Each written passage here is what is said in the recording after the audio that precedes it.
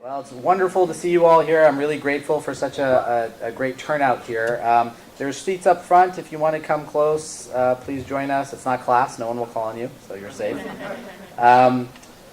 Today we're here to celebrate the release of an extraordinary new book by an American spiritual master. And we're really lucky to have the conversation, to be able to have a conversation with him today, to learn about his work, his book, to have a conversation with all of us as well. But before we get there, I just want to shamelessly plug a few events. We do book talks like this fairly frequently. Next month we're doing another one, and I invite you all to join us in this room, October 3rd, 7 p.m. We're going to be hosting my dear friend, Roger Steffens, for his new book called So Much Things to Say, An Oral History of Bob Marley. He is the world's largest reggae archivist and most important Marley biographer. This is his life's work.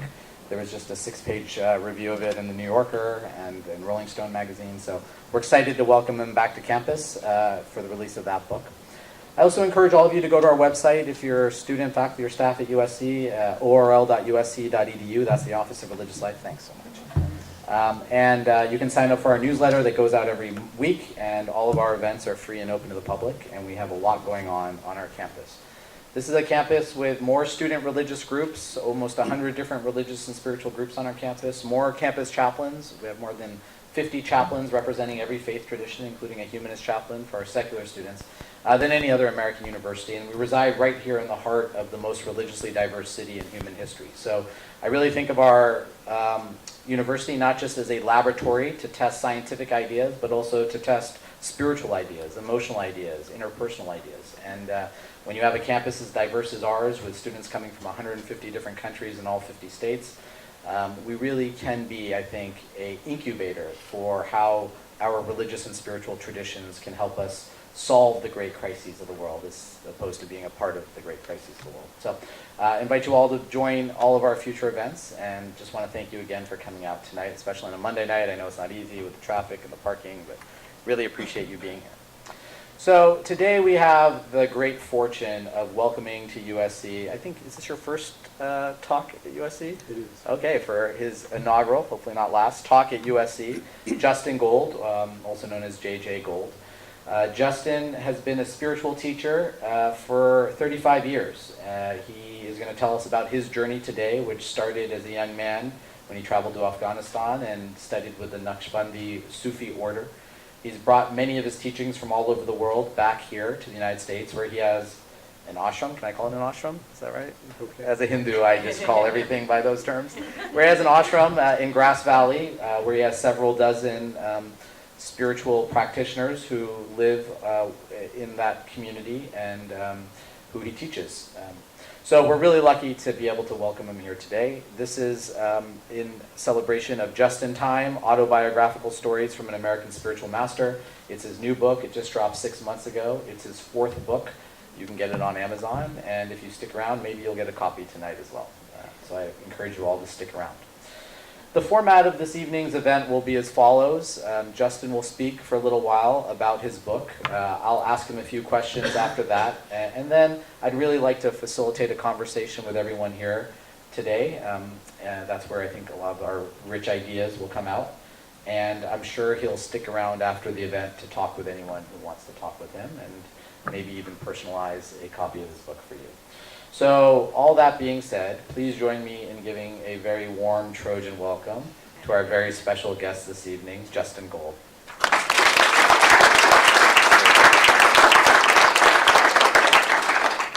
I think I'm going to tell a little story, and I'll tell you why I'm going to do that. I have a certain value for stories and lyrics of songs and poetry. Because in that, fairy tales as well, with those particular formats, one is able to withdraw what means something to them rather than be told what to think. And if in a fairy tale, and one of my favorites is called The Last Unicorn, and in a fairy tale there is wisdom buried beneath the surface. And some of it you will get and some of it you won't get. The parts that you don't get, you will be able to enjoy the story. The parts that you do get is wisdom that can open some doors for you. So I want to tell you a little story which might have both qualities. This book, basically, that I've written contains stories, all actual true stories of experiences that I've had starting when I was very young, and events that were teaching events for me. I was not aware that they were teaching events, and I was not certainly looking for teaching events when I was 8, 10, 12, 15 years old. But I had those experiences, and I want to tell you about a really early one that I had that you might find interesting. And I will then relate it to what's going on here or what's not going on here. My mother, I grew up in the Bronx, maybe 20 minutes by subway outside of Manhattan.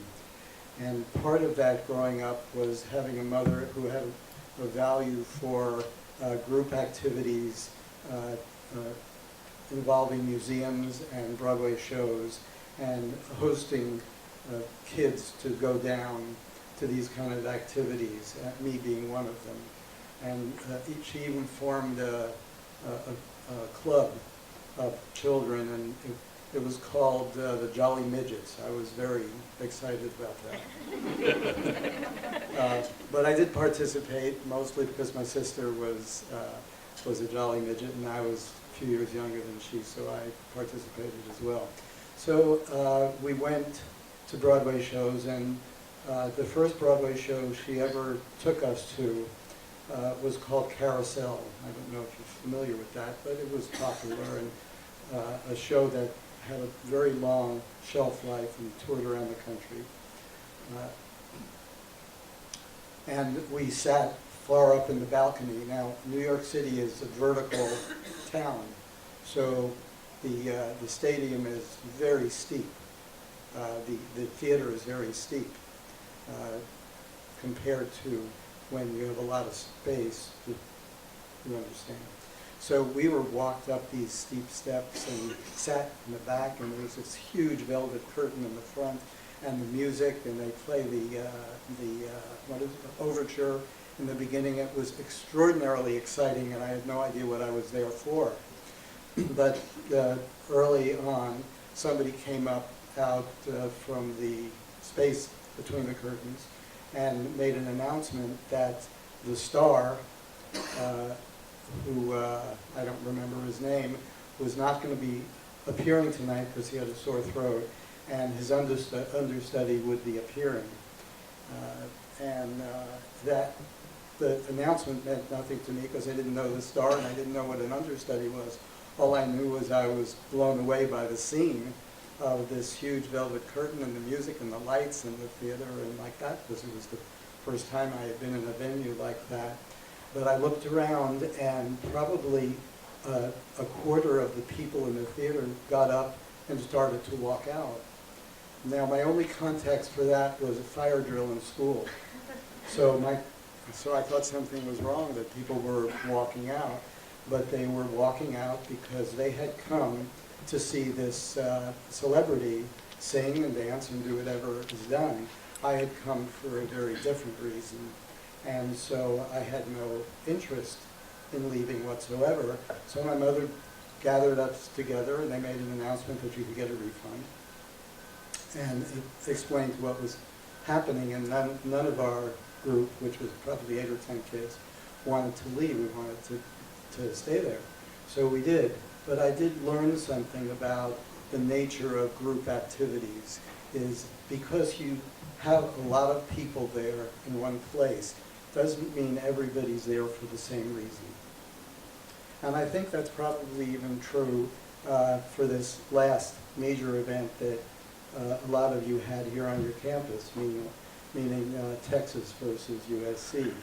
There were thousands and thousands of people there. Now, definitely, there was a division of half the people, or some percentage of the people were there for the reason of wanting Texas to win, and probably a predominance of the people were wanting USC to win, and then there were people who were gambling on the game. nobody knows what the percentage of that is. And there were also the people that went with other people because they got free tickets from their business, or et cetera, et cetera. So I imagine that this is the case for this group as well, and as it should be, that everyone is not here for the same reason.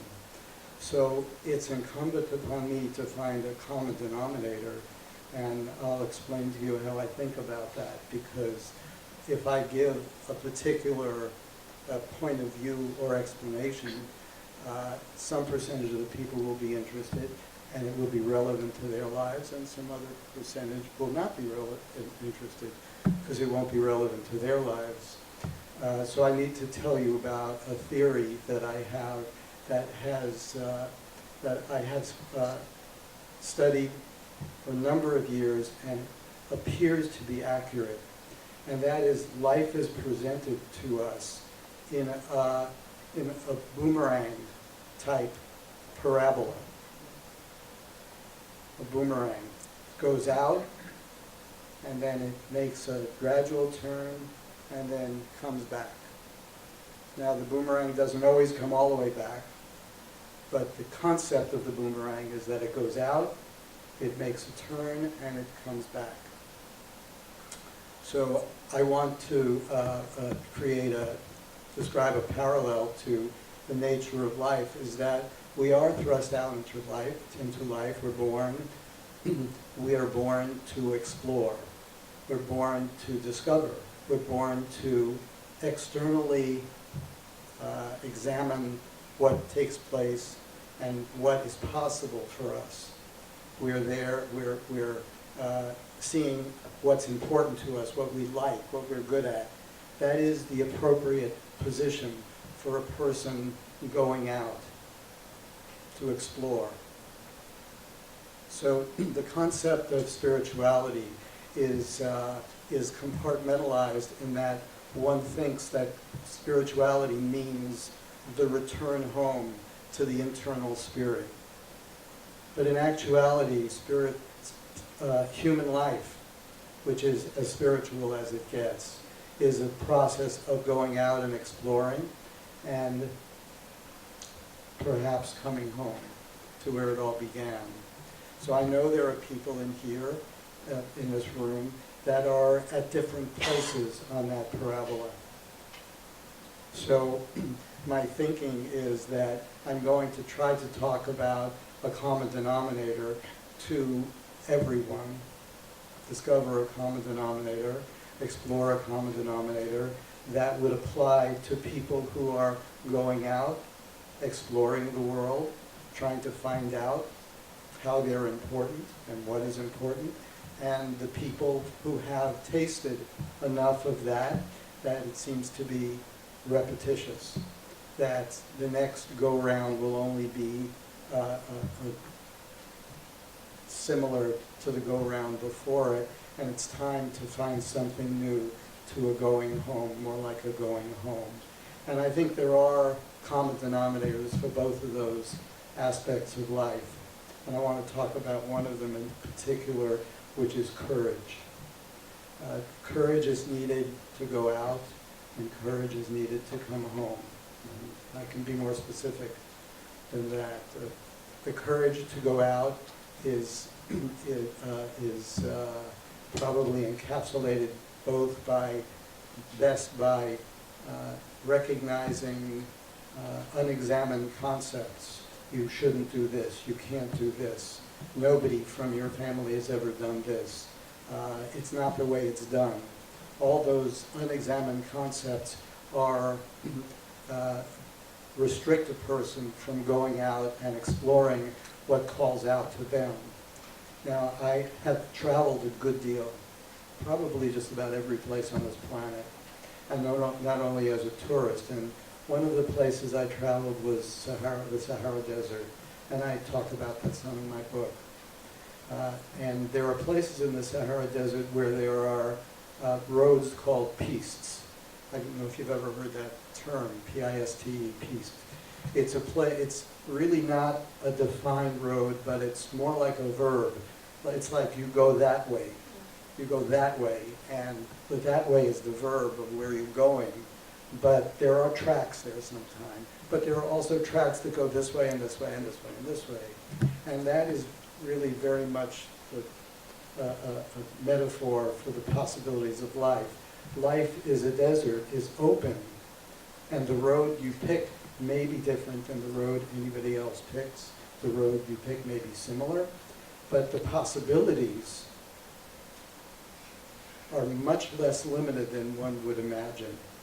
So unexamined concepts are definitely a restriction from being an explorer of the going out and seeing what's possible in life. And you have to have the boldness and the courage to re-examine all those possibilities and those unexamined concepts and those different influences that you have of what is an appropriate thing for you to do, and what an incredible venue the students here have to do that.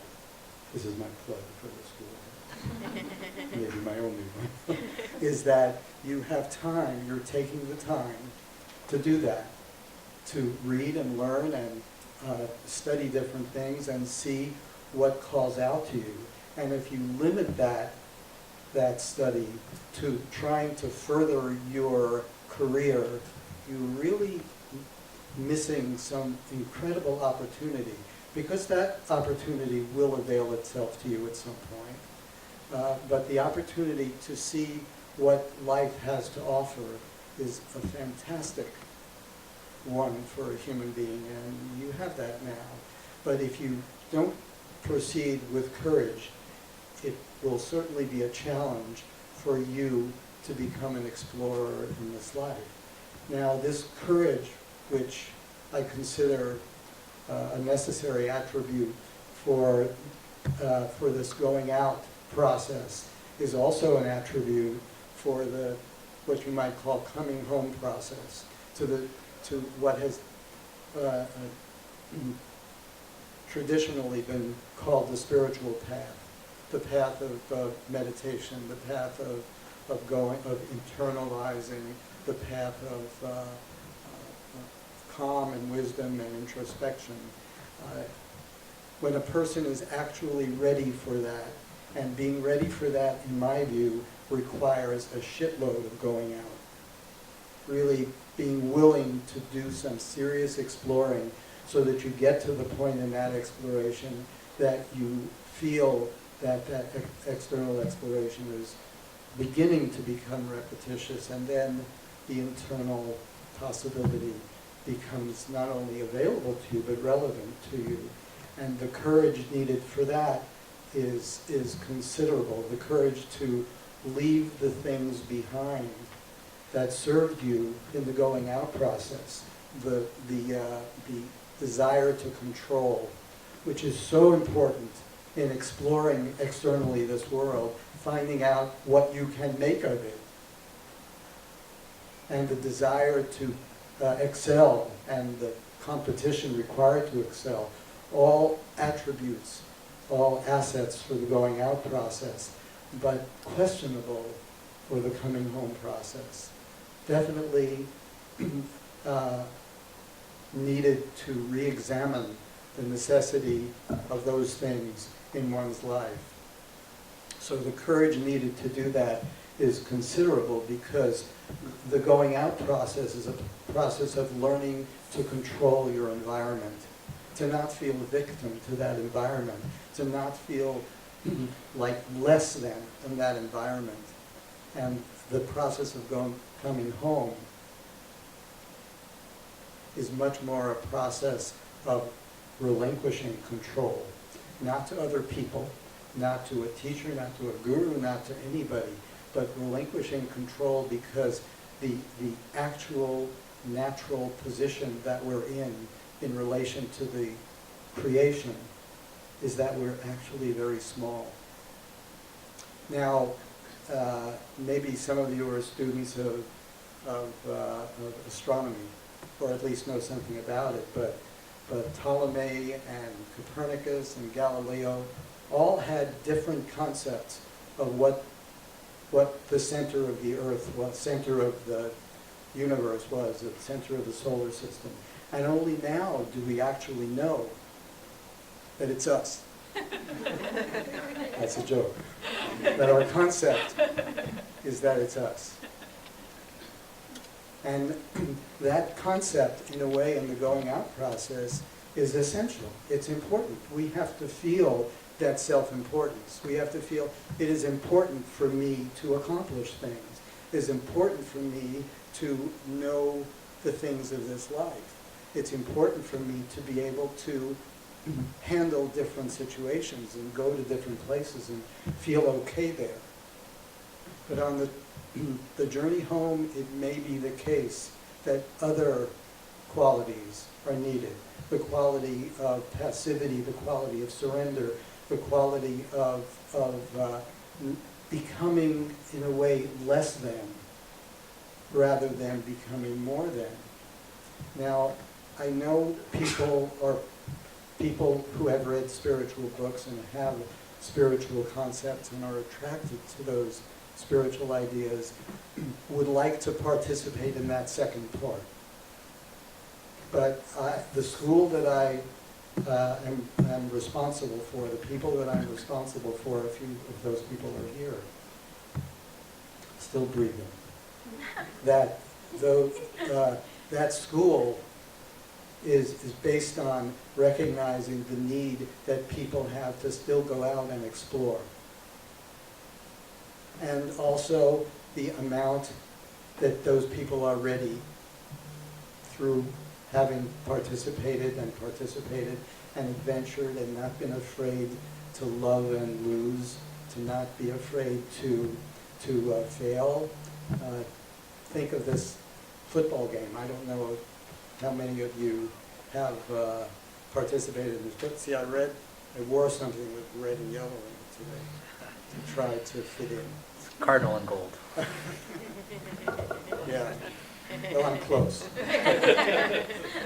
And well, I have the gold part. That's right. You got the gold covered.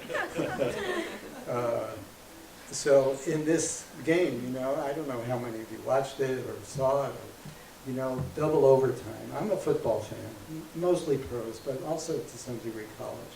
I know football because in my youth I had a history of being a bit of a gambler and knowing about those kind of things. So I am a football fan, and I know football.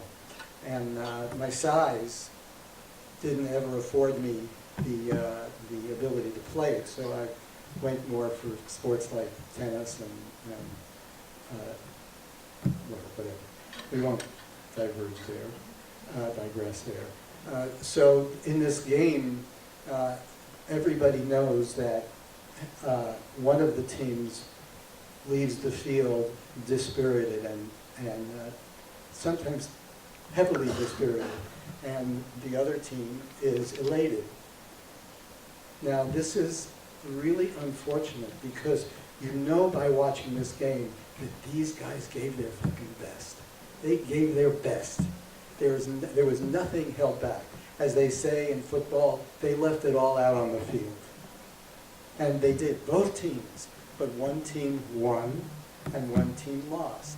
Now they barely won and they barely lost, double overtime and a field goal, and even tying the game with a field goal before the overtime with 1 second left. It's all hanging by a thread. But the result is some of the people celebrated and some of the people were saddened. Now this is definitely a retrograde element in exploring, because if you're afraid to lose, then how can you take the chances needed to explore? You can't.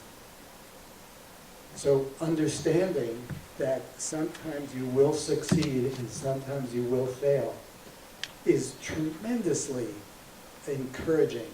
And to feel bad because you did poorly is really something that has to be re-examined. Now, not giving your best is another story, because giving your best is always enriching. But that you win or that you lose is really a relatively surface manifestation, and something that really requires exploration. So I would recommend, whether you're in the going out phase, or you're at the coming home phase, that you re-examine this particular success and failure, because failure in our concept of not succeeding leads to embarrassment, it leads to self-dislike, it leads to negative emotions that are in no way required. It leads to blame, that refs gave us the wrong calls, or the coach put in the wrong person, and excuses and all unnecessary manifestations which are really draining and don't serve us whatever our quest is. So I really recommend to people, I can't tell you to drop the blame and to drop the feeling guilty and drop the embarrassment, but I can tell you that those manifestations are worthy of re-examination, worthy of re-exploration, because it is possible to leave them behind. I'm involved in a process of helping people to leave things behind that I've left behind, and fear and embarrassment and anxiety and self-dislike and jealousy are all those kind of things that do not serve a person, whether they are in the process of externally exploring the world or internally exploring the world. So, I mean, I'm a talker and I can talk a lot, but I think that's a good start. Good, thank you. So I have a few questions I want to ask you, and then I want to really open it up for a larger conversation. I want to ask this question on behalf of our students who are here or who might be watching this online at some point. As Dean of Religious Life here, I'm essentially the university chaplain. That means I do a lot of work with students in pastoral care and spiritual counseling, confidential contexts. And what I've seen over the last 5 years are two issues that are reoccurring in our student population that I consider to be spiritual afflictions of sorts, and you've talked about one of them. But I want to ask you maybe to examine them in a little bit greater detail, in a way that might be instructive for our students, and in a way that might take a spiritual approach to what could be a spiritual affliction. The first is, as you said, failure. Our students who come here are the best and the brightest in their class. They've never failed in their life. They may be the valedictorian. They may be the best athlete. We turned down 4,000 students this year with perfect GPAs. So it's 56,000 applicants for 3,000 spots, so it's very competitive. So students are used to succeeding in the traditional sort of metrics of success in terms of how other people are evaluating them. And when they come here and they might get their first B, or they might not get into the fraternity, or they might not be the best athlete for the first time in their life, they feel a tremendous sense of failure and shame and anxiety that emerges from that. So the first thing I'd love for you to do is to just unpack what you started to talk about in terms of failing and how important that exploration is, the benefits of failing, how we can redefine failure as a type of success, how we project maybe upon what we consider failure, and how we can sort of project something different if we want. The level of competition that has arisen to create a scenario where if two people are playing tennis, the greatest thing that you can do is smash the ball into the other court so that the person can't return it. That is the ultimate. It's called an ace. It's the highest card in the deck, an ace. It's called an ace. An ace is when you smash the ball into the other person's court and they can't return it. There is no dialogue there. There is no return, there is no exchange, there is no gesture between people. It's an ace because you smash it. And I think that that level of competition, where the idea is to emasculate the other person by in that way so that they can't return what you're saying, what you're doing, has been become proliferated in our society, so much so that if people watch the primaries, the election primaries, and watching the tactics of the winner of those primaries, his tactic was smash the opponent so that they can't, so they have no possible response. And for some reason, the popularity of that manifestation led to that person becoming the President of the United States. Being able to win has become such a cultural disease that, and competition has become such a cultural disease that only coming in first is credible. So the gold medal is, the gold medal in the Olympics is the ultimate accomplishment. And the silver medal is almost a source of embarrassment. And the bronze medal, forget about it. Forget about it. You understand that there has to be, it has to be understood that there's something wrong, there's something deficient with that idea. And you have all grown up in a world, as I have, where competition has been elevated to the point that Jeopardy is the longest running show on television, where people know facts, trivia, facts, information, and they compete with each other, and that's supposed to be some comparison to wisdom and depth, which it isn't at all. It's the knowing of a lot of facts. Now, you're a victim of that world, and you shouldn't have to be a victim of that world. And you don't have to be a victim of that world. Because if you can do your best, and you can in any way ally yourself with other people who are like-minded, people you will become friends with if you let on your like-mindedness, then it will be okay if you get whatever the grading system in here is. If you get a B+ or a B, you will be okay. You will survive. If you're called on to give an answer and you don't know that answer, it's not a source of embarrassment.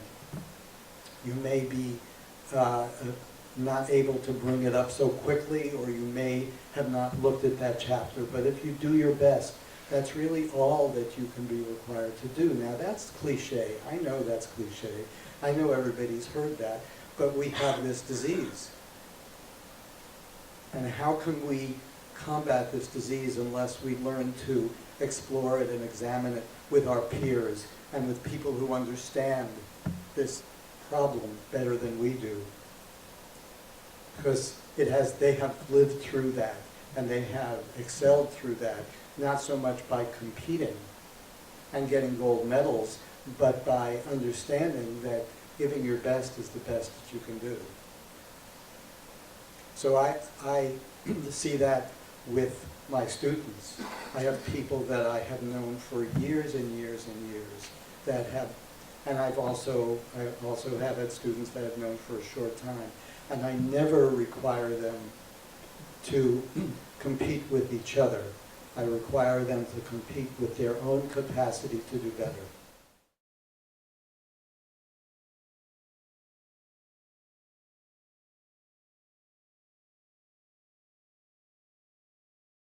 Having a momentary feeling of like, oh, I just want to go home, and that versus like being ready to give up on something now. Yeah, great. It's a great question. You know, I can only tell you that it's a precious area of exploration. I can't really give you an answer, but I can talk about the subject in terms of an exploration.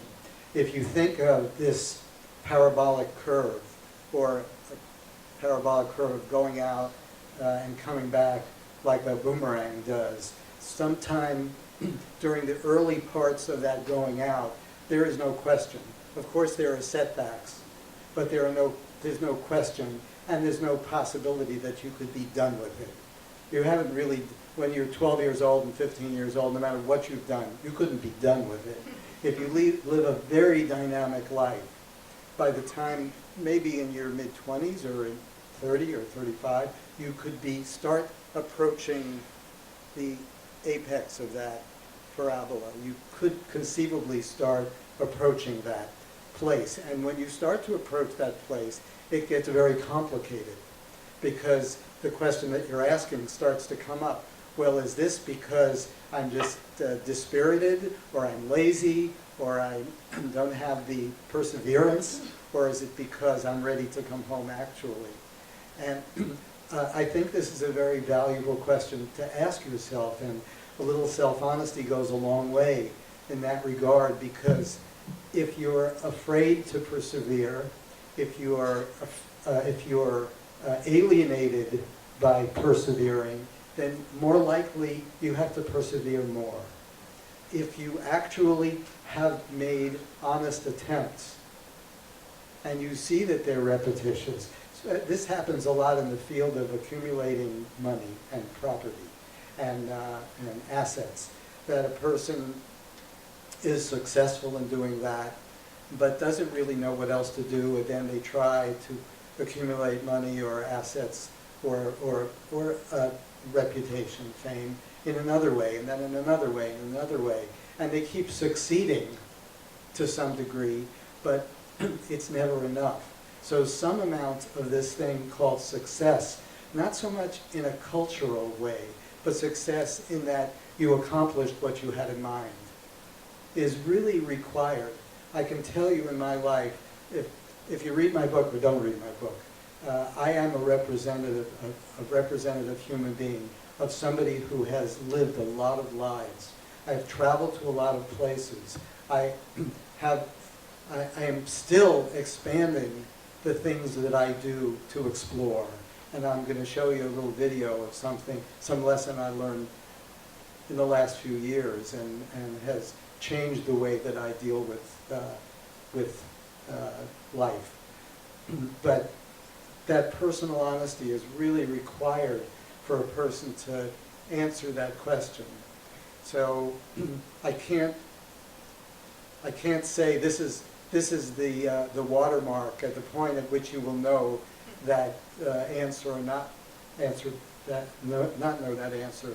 But if you struggle with that question and you read about people historically who have dealt with that question, you know, I don't know if you've ever read books by Hermann Hesse, but books like Damien and Steppenwolf, and books by other authors as well, and people have dealt with that question, like how far can you go with pursuing these things, and when is it time to look for something new?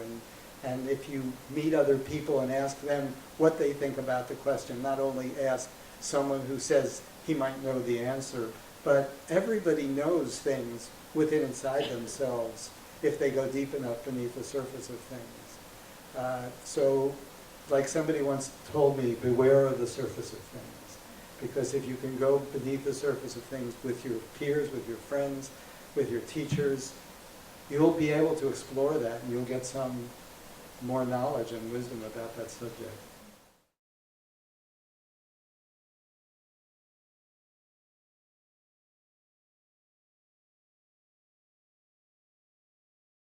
Surface of things. Can you explain how that might, or explore how that would work? It does sound like a paradox, but when I say go out and explore, that means explore probably one thing at a time or two things at a time, and see what the essence of those things are, and see what wealth there is beneath the surface of those things, to be able to travel not so much 7 cities in 10 days, but to go to a place and spend some time there, to go to a university and spend some time there, see what it has to offer you. When it no longer offers you anything, move on to the next thing, but give it a good shot. So I believe very definitely that every subject has a surface and has a beneath the surface. And beneath the surface is so much richer than the surface. So the idea of outer exploration doesn't preclude going beneath the surface of things.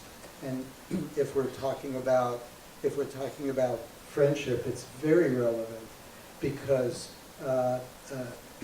the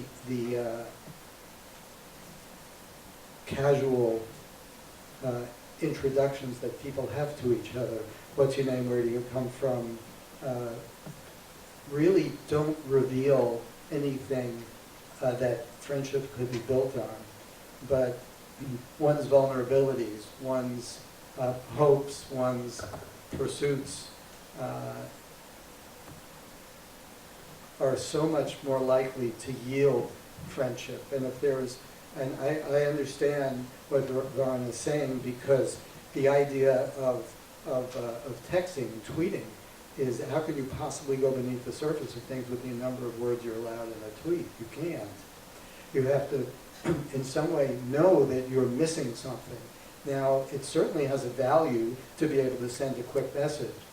But if you imagine that you're making a connection because you have 1,000 Facebook friends or 50, you don't.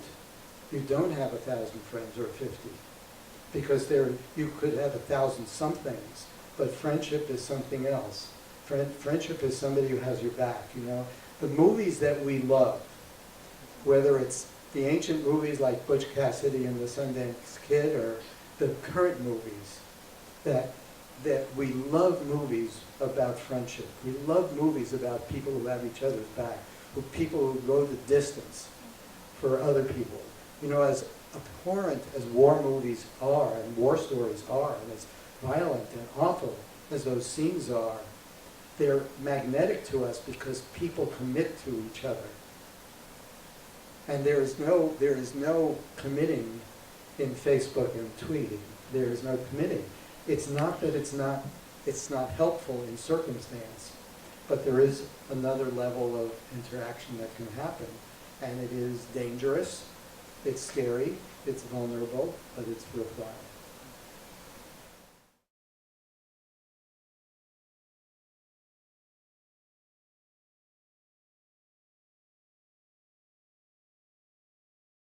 Going in there, how can I have some clarity of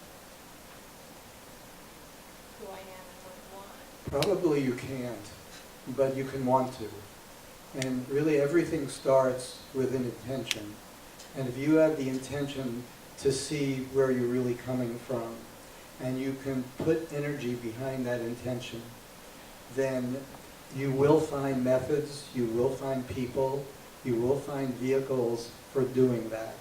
I don't give out methods, certainly in a situation like this. But I do recognize and have recognized that everyone has intentions to do something, and the accomplishments those people have had. Every student at this school had an intention in probably maybe back in junior high school, but certainly in high school, and even now has an intention to accomplish something. And without that intention, accomplishing is not going to happen.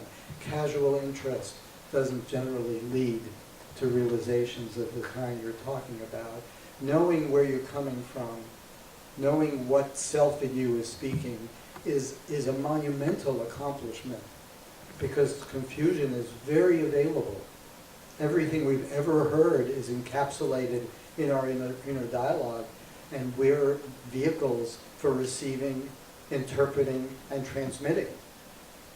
So in that process of receiving, think of how much we've received.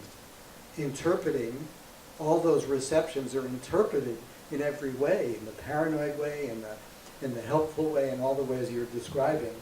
Those interpretations happen, and then the transmission of your manifestation could be anything. You could be afraid to say what you think, or you could actually say what you think. So you're talking about a lot of. Did you ever think about how everybody has a cell phone? Don't those transmissions ever bump into each other?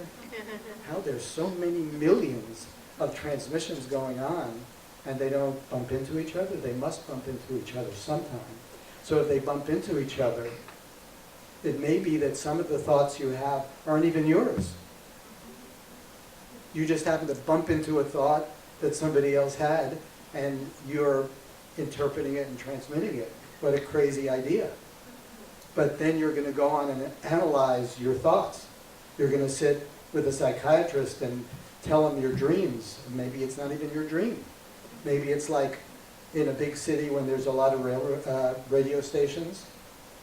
And sometimes when you tune the radio stations, you get a little one, you get a little of other, a little of other. You're not quite getting that radio station. Maybe you're picking up somebody else's radio station and you think it's your dream. But it's somebody you've never seen before and you think, how'd they get in my dream? I've never seen this person before. Maybe it's not your dream. Maybe it's not your thought. And I'm not saying this as a joke, because what goes on here with our inner dialogue is so complicated that it's not easy to unravel, but you can want to unravel it. You can want to know your genuine manifestations. You can be dissatisfied with being, having some of the negative manifestations that you're describing, blaming and self-pity and like that. You can want that, and if you want that, and you persevere with that want, and you put that in your priority, and you're willing to organize your life so that that's important, you will find something. I wanted to return.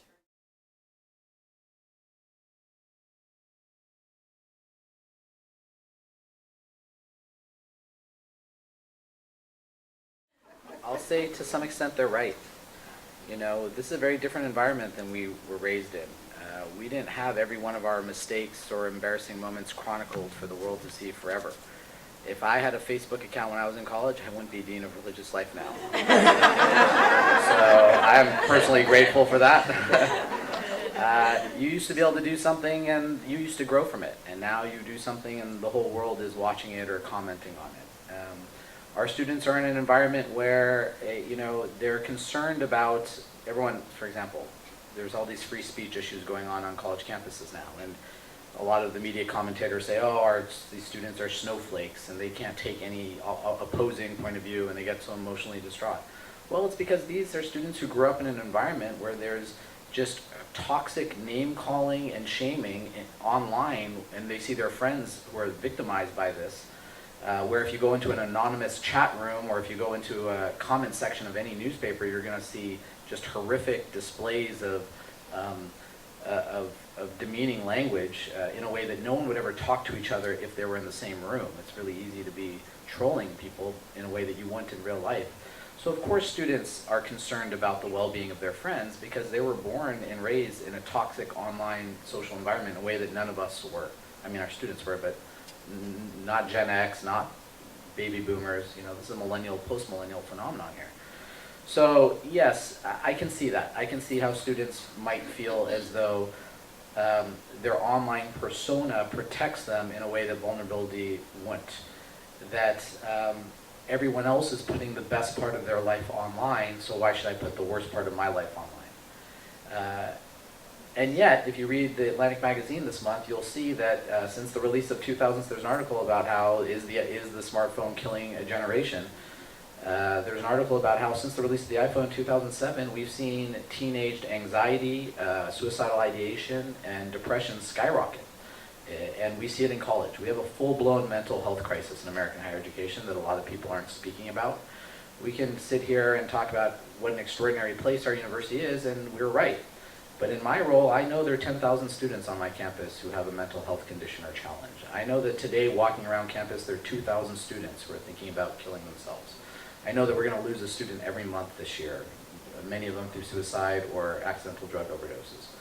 So this is a real issue, and I do think that technology can be a useful tool, but every single one of our recent studies show us that the more time you spend looking at your screen, the unhappier you are. The more time you're comparing your life with other people online, the unhappier you are.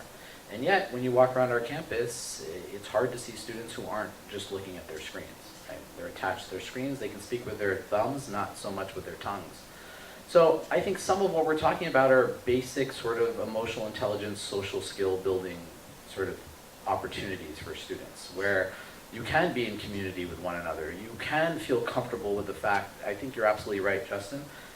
A friend is someone who has your back. That's what I tell students all the time. You only need 2 or 3 people who have your back. who really have your back. You don't need 500 or 1,000 people to have your back. You need 2 or 3 people in this world who really have your back.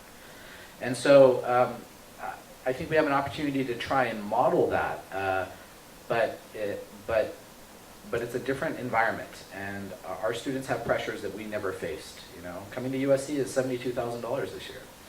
So there are real financial challenges that none of us ever faced in college. Coming into a new industry, like we have the best journalism school in the world here, but what does it even mean to be a journalist anymore? The whole industry has been disrupted. What does it even mean to be a lawyer anymore, or a filmmaker? Everything's been disrupted. So we have the best schools in the world here, but the industries themselves are uncertain. So you're carrying a heavy debt load, you're going into an uncertain industry, you're spending all your time online in the social environment, and you're in a pressure cooker environment. I mean, and then there's all this trauma, and we scratch our heads and wonder why, right? So I do feel as though the concern about vulnerability in an online world is a legitimate one. I don't subscribe to this is just students as snowflakes popular media narrative. Our students are extraordinarily brave and courageous and compassionate and accomplished. They're students that inspire me every day. But they have unique challenges in this world that none of us really faced. And so it's easy for us to critique based on our experience.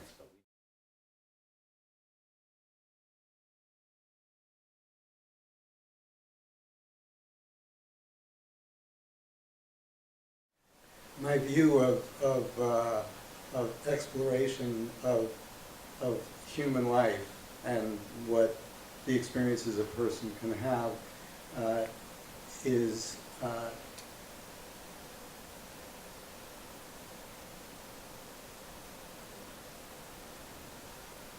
the extent to which people can explore is almost unlimited. Maybe it's more unlimited than it was a little while ago, but it's been relatively unlimited for quite some time, since telephones and automobiles and televisions and electricity and things like that, ever expanding, ever expanding, ever expanding, ever expanding. But the ability that people have and have always had to achieve some level of personal honesty, where a person sees repetition honestly, where somebody has that feeling of being weary. Now, that feeling of being weary should be relegated to someone who has done things like you've done, lived on different continents, tried different things, explored life and all the different girlfriends that you've had, and basically lived a full life, at which point a person can start to ask themselves those questions. So when I started to talk, I wanted to make it very clear that I'm a proponent of people removing the obstacles to exploring life. And some of those obstacles are common denominators, whether you're going out or you're doing this thing that we're agreeing is coming home. The idea of that there are concepts that you can't do this, the concepts that you have to make a lot of money, concepts that that things are limiting you or keeping you back, or all the different blames that a person can have that cause them to be careful. The idea that of failure, the idea of that I can't try because I might not succeed, or I don't want to fail, has to be re-examined. But with an honest re-examination of these manifestations and these obstacles, I think a person can know, maybe not clearly, it's time to come home, or I'm done with it. Because being done with it is a very clear situation. And we very gradually, you know the way a boomerang doesn't go like that. It makes a very circuitous arc to come before it comes back to you. And when you're on that arc, you start to have those feelings, and maybe you're on that arc and you're having those feelings. I know that I'm listening to what I'm saying about this, and it sounds like a lot of bullshit, really. That it sounds like vague, it sounds like but really life is for personal exploration. And my opinion about human capacity is that it is far, far greater than what people imagine. You know, the idea of credentials. You know, people like to listen to people who have credentials.